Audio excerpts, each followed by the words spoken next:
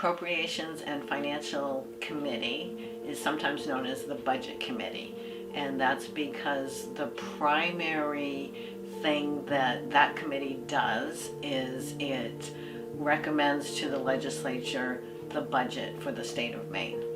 There is a lot of cooperation and collaboration on the budget writing committee, and that is because the budget affects every aspect of the state government. So we get input from all of the other policy committees. We also hear from our colleagues on all sides of the aisle. We hear from the governor's office. We hear from constituents. I think that the Senate President appointed me to the Appropriations Committee because of my background as both an attorney and as a judge.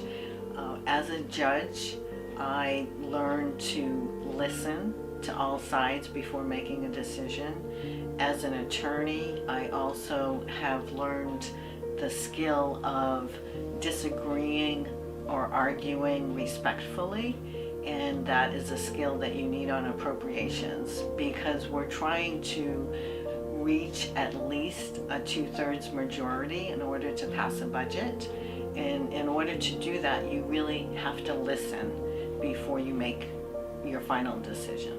I think it's really important to have someone from our community on the Appropriations Committee because I can bring our voice, our values, and our priorities to the table, literally, and ensure that those get prioritized. For example, here in Saco, we've been struggling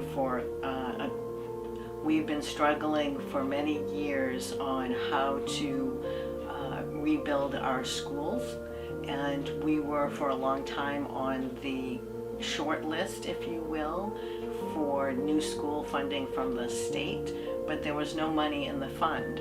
So I advocated in the Appropriations Committee to replenish the school construction fund to ensure that there is enough money in there for Saco to be able to go forward with their new school.